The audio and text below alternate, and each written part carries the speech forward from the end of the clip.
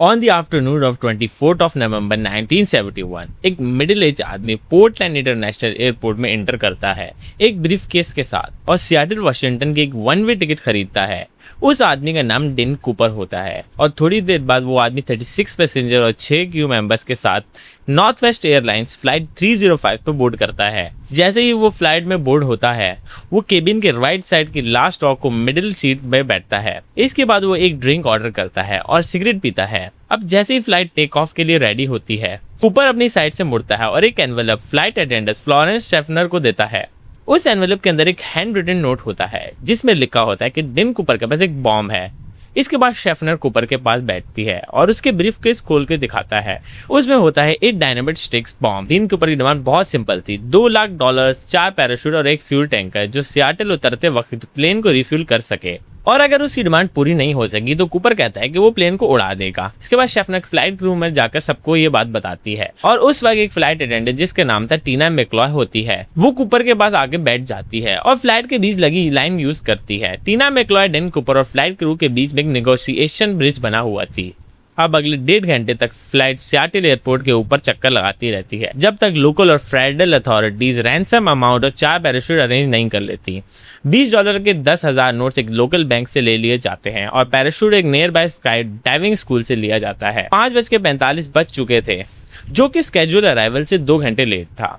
Flight Seattle land करती है तब तक सूरज गुरूब हो चुका होता है और प्लेन को एयरपोर्ट के एक रिमोट एरिया में ले जाया जाता है। जैसे ही फ्लाइट रुकती है टीना मैक्लॉय बाहर जाकर रैंसम और पैराशूट लेती है और वापस प्लेन में आती है और इसके बदले में डेन कूपर तमाम पैसेंजर्स और 2 फ्लाइट अटेंडेंट को उतार देता है। बहुत सारे पैसेंजर्स को ये बात पता ही नहीं चलती कि प्लेन हाईजैक हुआ था। अब फ्लाइट में डेन कूपर और 4 फ्लाइट अटेंडेंट रहती हैं। कूपर टीना से कहता है कि पायलट को मैसेज दो कि अब उसे मैक्सिको सिटी जाना है। कूपर ये भी कहता है कि लैंडिंग गियर डाउन रखा जाए, फ्लैप 15 डिग्री पर हो और फ्लाइट सिर्फ 10,000 फीट पर चलनी चाहिए और फ्लाइट की लाइट्स भी ऑफ होनी चाहिए और प्लेन के पीछे वाली स्टेयरकेस रनवे के दौरान ओपन रहनी चाहिए। कूपर की 2 डिमांड तो पूरी नहीं हो सकती थी टेक्निकली। पहली, मैक्सिको सिटी उस कन्फिगरेशन में रीच नहीं हो सकती थी तो हैवी डिस्कशन के बाद रिफ्यूलिंग के लिए रीनो नेवाडा चूज किया गया। दूसरी स्टेयरकेस को ओपन रख के टेक ऑफ नहीं हो सकता था, इसलिए कूपर ने अपनी डिमांड को कॉम्प्रोमाइज करते हुए ये डिमांड किया कि टीना मैक्लॉय उसे स्टेयरकेस ओपन करना सिखाएगी। और 2 घंटे बाद 7:36 पर फ्लाइट फिर से टेक ऑफ करती है। टेक ऑफ से सिर्फ 5 मिनट बाद कूपर डिमांड करता है कि टीना कॉकपिट में चली जाए और उसे डिस्टर्ब ना करे। जब टीना ने कूपर को आखिरी बार देखा वो साइड के पास खड़ा था, लग रहा था कि वो जंप करने ही वाला है। टीना कॉकपिट में जाकर डोर लॉक कर देती है। 3 घंटे बाद जब फ्लाइट 305 रीनो लैंड करती है, जब फ्लाइट स्टॉप होती है और पूरा क्रू पीछे जाता है कूपर को ढूंढने के लिए, लेकिन ना ही कूपर मिलता है और ना ही वो बॉम्ब। स्टेयरकेस ओपन होता है और लैंडिंग के दौरान वो डैमेज भी हो जाता है। सब चीजें यही पॉइंट कर रही थी कि डेन कूपर उस अंधेरी रात को प्लेन से जंप किया और गायब हो गया। जब अथॉरिटीज को पता चला कि कूपर प्लेन में नहीं है, FBI और पुलिस आ जाती हैं। FBI और पुलिस प्लेन के अंदर जाके बहुत डिसअपॉइंट होती है क्योंकि डेन कूपर ने फिजिकल एविडेंस बहुत कम छोड़े थे, जिसमें से सिर्फ एक टाई क्लिप, 8 सिगरेट बट्स और 2 पैराशूट थे। मतलब कूपर रैंसम और डायनामाइट वाला ब्रीफ केस लेके गायब हो गया। इंटरव्यूज के मुताबिक कूपर एक mid-40s का वाइट मेल था, ब्राउन आइज और ब्लैक हेयर के साथ, डार्क सूट, व्हाइट शर्ट और ब्लैक टाई थी और बोर्डिंग पास के बाद सनग्लासेस भी। इन्हीं डिटेल पर FBI ने एक स्केच बनवाया। FBI का सबसे पहला काम ये था कि वो ये पता लगाएं कि डेन कूपर में असल ने जंप कहाँ किया, लेकिन क्रू ने उसे जंप करते हुए नहीं देखा। फाइटर जेट्स ने भी उसे नहीं देखा, लेकिन एक क्लू था। 8:05 पर जब क्रू ने कूपर से पूछा कि उसे कोई हेल्प चाहिए तो कूपर ने मना कर दिया और 10 मिनट बाद उन्हें प्लेन में वाइब्रेशन महसूस हुई। सिमुलेशन के बाद कंफर्म हुआ कि वाइब्रेशन कूपर की जंप की वजह से आई थी। अब टाइम पता चल चुका था, लेकिन मसला यह था कि जगह अभी तक एग्जिट नहीं पता थी। पायलट ने रूट चूज किया था विक्टर 23 और इस रूट के एनालिस्ट से पता चलता है कि कूपर ने पोर्टलैंड से कम 40 किलोमीटर आगे जंप किया। 6 घंटे में एरिया मार्क करके सर्च स्टार्ट हो गई। हेलीकॉप्टर प्लेन सब लग चुके थे, लेकिन टेरेन बहुत मुश्किल था। माउंटेन्स, डेंस फॉरेस्ट, सर्द और बैड वेदर। किसी को भी कूपर की कोई निशानी नहीं मिली। 10 साल गुजर गए और कोई क्लू अभी तक नहीं मिला। 1980s में ब्रायन एग्राम नाम का एक लड़का वॉशिंगटन के साउदर्न बीच पर कैंप फायर बना रहा होता है। वहां उसे $5,880 के कैश बंडल मिलते हैं। ये नोट FBI को दिए जाते हैं और रैंसम अमाउंट के सीरियल नंबर्स मैच करते हैं। लेकिन कंफ्यूजन ये थी कि कोलंबिया रिवर तो अपोजिट डायरेक्शन में फ्लो करता है। तो पैसे टीना बार कैसे पहुंचे? इन्वेस्टिगेशन और कंफ्यूज हो जाती है। रबड़ बैंड्स इतनी देर तक इंटैक्ट नहीं रह सकते, वो भी 10 साल पानी में रहने के बाद। सबसे लॉजिकल एक्सप्लेनेशन ये लगती है कि कूपर या किसी और ने ये बंडल टीना बार तक पहुंचाए, लेकिन प्रूफ नहीं था। आज तक उस एरिया से एक भी और नोट नहीं मिला। बहुत लोग ये कहते हैं कि कूपर ने जंप सर्वाइव नहीं किया था।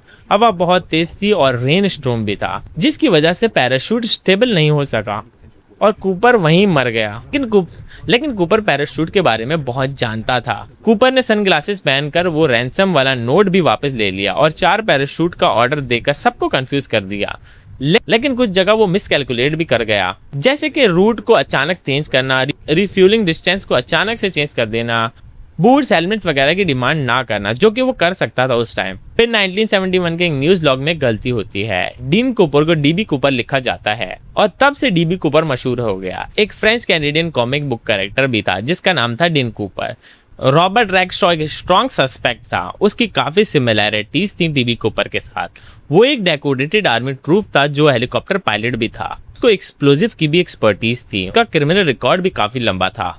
उसके एक अंकल भी थे जिनका नाम था जॉन कूपर, जो एक एक्सपर्ट स्काई डाइवर भी थे। रिक स्ट्रॉ को हाईजैकिंग से कुछ महीने पहले ही आर्मी से निकाल दिया गया था। शायद उसका ये भी मोटिव हो सकता था, लेकिन इन्वेस्टिगेशन के बाद FBI ने ऑफिशियली रिक स्ट्रॉ को सस्पेक्ट लिस्ट से हटा दिया क्योंकि उनके पास कोई सॉलिड एविडेंस नहीं था जो कि प्रूव करता कि वही डीबी कूपर है। इसी तरह और भी काफी सारे सिमिलर सस्पेक्ट्स आए, लेकिन किसी के खिलाफ कोई पक्का सबूत नहीं था। सालों की इन्वेस्टिगेशन चलती रही, नई थ्योरीज आती रही और न्यू सस्पेक्ट डिस्कस होते रहे, लेकिन सच कभी सामने नहीं आया। फाइनली FBI ने अनाउंस कर दिया कि वो अब अपने सारे इंपॉर्टेंट रिसोर्सेज किसी दूसरे इंपॉर्टेंट केस पर यूज करना चाहते हैं और इसी तरह डीबी कूपर का केस हिस्ट्री का सबसे मिस्ट्री अनसॉल्व केस बन गया। आज तक कोई नहीं जानता कि डीबी कूपर उस जंप में मारा गया या बच गया, और क्या उसने ये पैसा कहीं छुपा दिया या फिर उस रात वो जंगल में कहीं मर गया। और सबसे बड़ी बात, डीबी कूपर असल में था कौन? एक आदमी, एक प्लेन, एक परफेक्ट क्राइम और एक ऐसा राज जो आज तक सॉल्व नहीं हुआ। केस बंद होने के बाद भी काफी लोगों ने इस मिस्ट्री को छोड़ा नहीं। इंडिपेंडेंट इन्वेस्टिगेटर्स, जर्नलिस्ट और इमेच्योर डिटेक्टिव ने अपनी तरफ से इन्वेस्टिगेशन जारी रखी।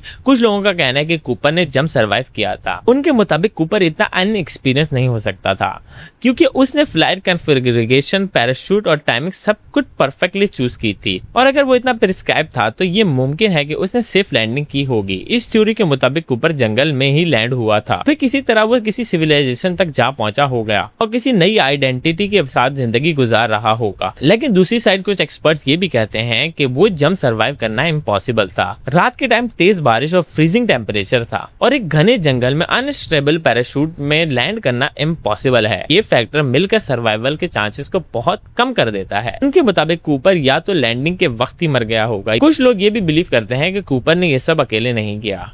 हो सकता है कि ग्राउंड पर उसकी हेल्प के लिए कोई मौजूद हो।